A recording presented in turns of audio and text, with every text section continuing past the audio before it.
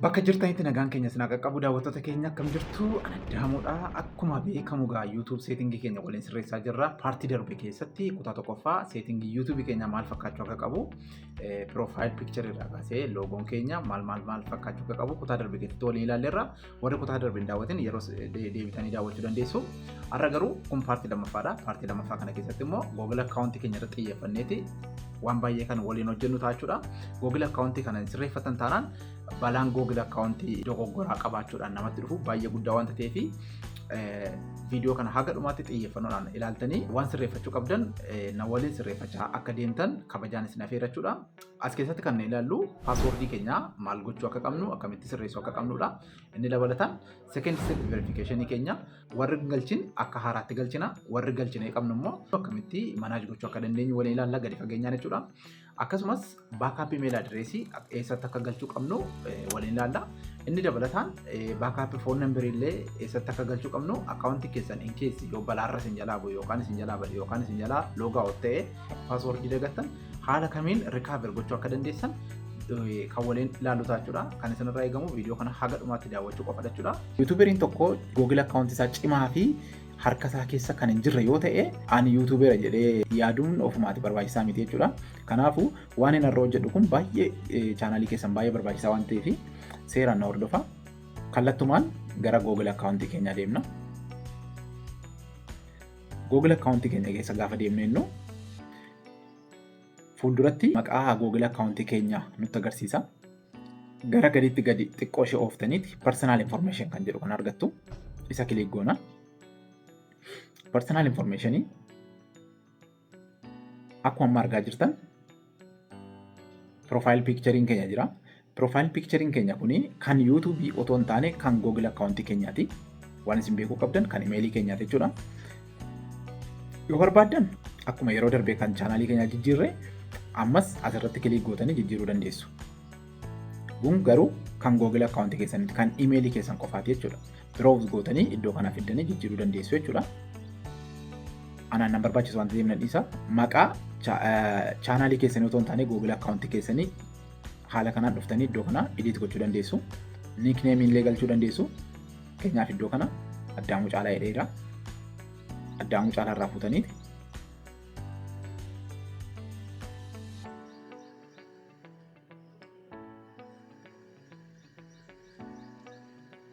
Haaluma amma argaa jirtan maqaa jijjiireera. Save jettu. Nickname yoo barbaaddan iddoo kana dhuftaniiti. Nickname jechuun maqaa mana keessatti waamamtan yookaan maqaa jaallattanii an fakkeenyaaf maqaa qaba.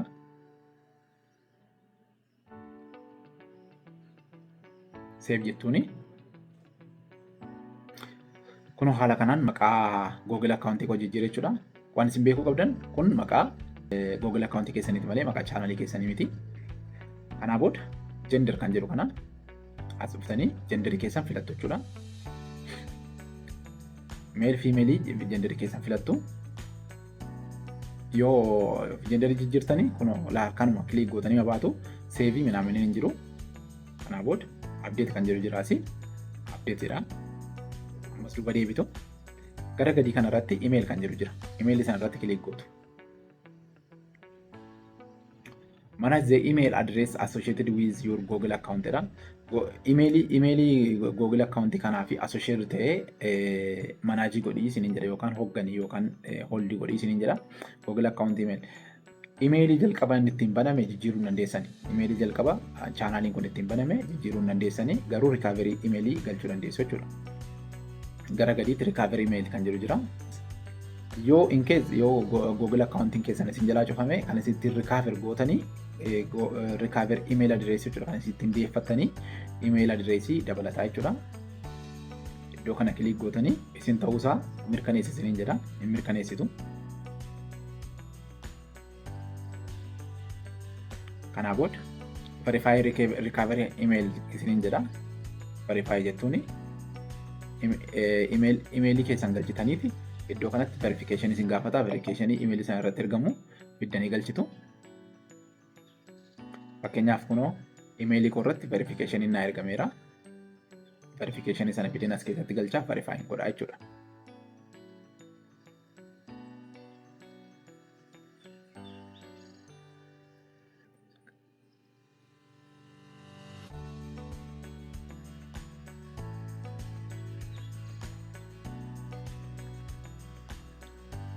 Haala kanaan verify gootu imeelii keessan galchitanii recovery imeelii addisanii godheeraa jechuudha. Imeelii keessan galchitanii recovery imeelii iddoo isinitti galchitan iddoo kanaa jechuudha.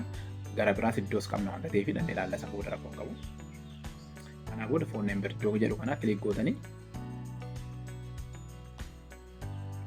phone number keessan iddoo kanatti galchitu jechuudha. Yoo barbaaddan phone number isaan irratti kilik gootanii iddoo kana jijjiiruu dandeessu. Yoo hin galchine ta'ee dhuma viidiyoo kana irratti argattu. Kanaa booda as keessaa birthday keessan, language keessan, home address, eessa akka jiraattan, eessa akka hojjettan iddoo kanatti galchitanii xumuruu dandeessu. Akkuma galchitanii jettaniin baakii gootu jechuudha. Personal information hin dheeraa jechuudha. Amma immoo gara maalii deemna? Security and sign in. Iddoo kana baay'ee barbaachisaa iddoo kana waan ta'eef seeraan ilaala. Argitanii security and sign in. Akkuma sila isiniin jedhee security'n keessan baay'ee murteessaadha chaanaalii keessaniidhaaf. So akkuma sabantanii jettanii you have security tips found in the security checkup dha. Isa xiqqoo akkuma gad dabartaniin recent security activity dha. Recovery email verified dha. View security activity dha. Tokko sabantanii walaaltanii information kana jalatti hojjetame hundasaa isinitti agarsiisa. Fakkeenyaaf bilbilii keessan eessatti chaanaaliin keessan eessatti akka banamee jiru isin agarsiisa. Baakgoone gara gadii kanarra maaltu jira? Two step verification kan jedhu jira. Two step verification kana kilik goona.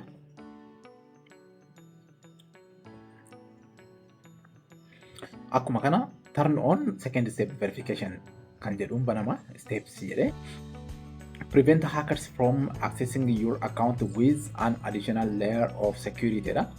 Security irra kan caalu steppii gara biraa dabaliiti.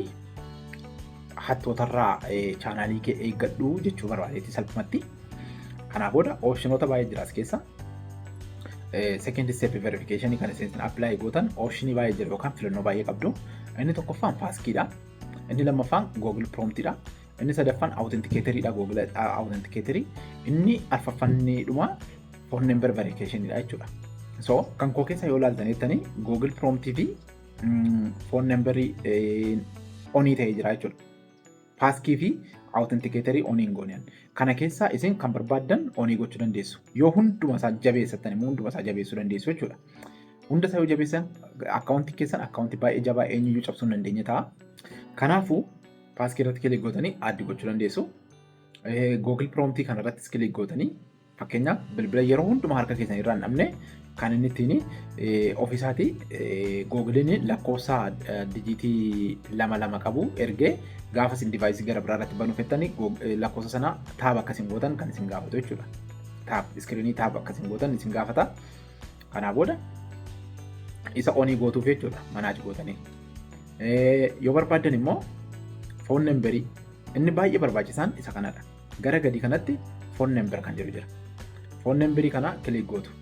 Iddoo phone number kana kilik gootaniiti an kanaan dura waan galchee fi iddoo phone number kana lakkoofsi koo jira. Kun akkuma argaa jirtan lakkoofsa biyya Itoophiyaa keessaatu jira. Iddoo kana garuu yoo galchine ta'e jijjiiruu sin dandeessu yoo kanaan dura qabdu ta'es fakkeenyaaf ijoolleen biyya alaatti lakkoofsa biyya alaatiin verify gochisiistanii gaafa biyya galtan akka hin rakkannetti wadiyaa'uun gaafa biyya galtanii jettanii phone number keessan isa kana fuutanii addanaa jijjiiruu dandeessu jechuudha. Meesejiin YouTube irraa isin ergamu waan ta'eef daqiiqaa 3 keessatti meesejii YouTube irraa yookaan Google account irraa ergamu asii fuutanii ittiin verify gochuu dandeessu jechuudha. Recovery phone number iddoo kanatti jijjiiruu dandeessu, galchuu dandeessu haaraas jechuudha. An kanaan dura waan galcheef natti agarsiisaa jira. Second step verification kana fakkaata. Security code kan jedhu jira. Security code kilik gootanii yeroo laaltan lakkoofsa hamma kana guddaa isinii kenna. Security code'dhaan chaanaalii keessan lookii gochuu barbaadanii lakkoofsa hamma kana isinii kenna. Lakkoofsa kana screenshot godhatanii kaa'attanii lakkoofsa kana eenyutti agarsiisuu hin qabdanii chaanaalii keessan recovery ittiin gochuu dandeessu jechuudha. Security code yoo isin gaafate. Second stepin verification kana fakkaata. Yoo barbaadan paaskiidhaanis paaswordiidhaanis cufuu dandeessu isiniin jedheera. Recovery phone numberiinis kana fakkaata. Kanaa booda gara gadiitti xiqqoo gadi ooftaniiti maal argattu your devices where you are signed in. Fakkeenyaaf bilbila isin kanaan dura irratti login gootanii jirtanii yoo isin harkaa bade yookaan yoo waan tokko ta'e yookaan harka namaa keessa yoo gale yookaan achi immoo akkaawuntiin koo harka namaa keessa jira jettanii yoo shakkitan iddoo kana dhuftaniiti security jala dhuftanii gadi ooftanii your device kan jedhu where you are login iddoo meeqatti banameera eessatti banamee jira kan jedhu asuma googiliin isin agarsiisa wanta ta'eef kilik gootanii fakkeenyaaf kan koo iddoo meeqatti banameera bilbiluma kanarratti iddoo tokko duwwaatti banamee jira iddoo gara biraan jiru yoo bilbila kanarratti kan banamee jiru kun ana miti jettanii irratti kilik gootanii sign out kan jedhu kana jira iddoo kana jira asuma sign out kana iddoo kana kilik gootanii ba'uu dandeessu jechuudha. Sign out gaafa isin gootanii wadiyaa'uun keessaa baasaa jechuudha. Wadiyaa'uun keessaa baasa. Paaswordii jiru waan gara biraa utuu hin dhanne asuma teessanii qaama kamirkaayyuu sign out gochuu dandeessu jechuudha. Inni gara biraan your connections to third party apps and services jedha. Emailiin kun qaama gara biraa yookaan qaama sadaffaa wajjin weebsaayitii gara biraa wajjin kan inni liinkii ta'ee isin agarsiisa. Fakkeenyaaf liinkii hin amanne kana jalatti yookaan liinkii qaama sadaffaa ta'ee imeelii keessanii fi paaswordii wal fakkaataadhaan utuu walitti dhubaatanii baay'ee bareedaadha. Al tokko fakkeenyaaf aankoo kaapkatii viidiyoo fi juupiteriin liinkii ta'ee jira imeelii koo kanaa wajjin yoo barbaaddan yoo kanaa wajjin an liinkii gochuun barbaadu an liinkiin godhaa jettanii asii kilik gootanii gadi buutanii delete all connections to have with Jupyter kan jedhu kana al takkaa yoo gadi qabdan yoo kana gadi qabdanii yoo kana al takkaa kilik gootan confirm isin gaafata confirm gootu you are no longer connected to Jupyter you can connect to Jupyter again at any time jedha kana booda okay jettanii baatu bakka argitanii Jupyterii yoo isin active gootan dhuftanii refresh gootanii ilaaltanii Jupyteriin keessaa ba'eera jechuudha.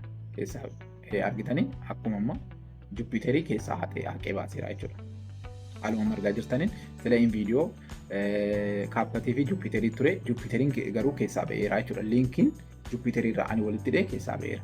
In viidiyoos keessaa baasuu barbaanne asuma gadi buunee konfirmeettuuni kanaa booda haaluma kanaan in viidiyoolee keessaa baaseera jechuudha.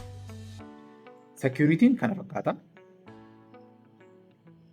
Google passwordii akkuma sila isiniin jedheedha. Third party apps kan jedhu ammas qaama sadaffaa warruma ammaati jechuudha. Jeneraal isaa yoo ilaaluu barbaaddanii eenyufaa jira kan jettanii qobaasa as jala galtanii ilaaluu dandeessu jechuudha.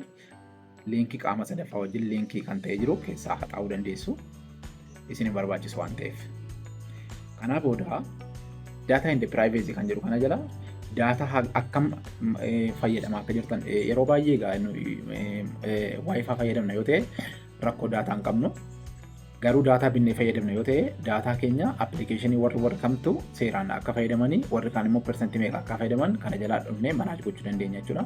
Data and privacy as jalaa dhufnee kan ofii gochuu barbaannu ofii gochuu dandeenya yeroo YouTube fayyadamnu kun kana fakkaata baay'ee isaa diilii isaa keessan galu kana beektu. Wallet and subscription kun immoo warra Google account keessan bichaadhaan walletii gara biraa otoo hin qabaatin Google accountidhaan kaffaltii garaa garaa kaffaluu barbaadan fakkeenyaaf kaffaltii barnoota online barattu yoo ta'e bakkeedha waan tokko qodaa fichisiifachuu app store irraa jechuudha fichisiifachuu barbaaddu ergachuu barbaaddu yoo ta'e chaanaaliin keessan qarshii gaafa hojjetu asumarraan qodaa ergisiifachuu bitachuu dandeessu jechuudha. Sales market bakka online sales marketidha. So walletii asitti dhuftanii add gochuu dandeessu jechuudha. Add payment method kan jedhu jira. Asirratti kilik gaafa gootanii inni iyyuu isin fuudhee geessa wanta ta'eef gara isaatti isin geessa. So walletii update godheedha. Ani garuu walletii kanarra galchuun barbaadu wanta ta'eef nan deebi'a. Isin yoo barbaaddan walletii keessan galchuu dandeessu. Personal information fi security kanaan finneerraa third party kanaan finneerraa managementiin Google account kana fakkaata. Okay, settingiin kan Google accountidhaan wal qabatu kan kana fakkaatu jechuudha. Paartii sadaffaa keessatti immoo settingoota nu hafan kan waliin ilaallu jechuudha. Amma yoonaatti waan obsan daawwattaniif galatoomaa isiniin jedha. kutaan dhufu akka ariitiidhaan isin qaqqabuu fi subscribe godhaatiin nu eegaa isiniin jenna. Galatooma.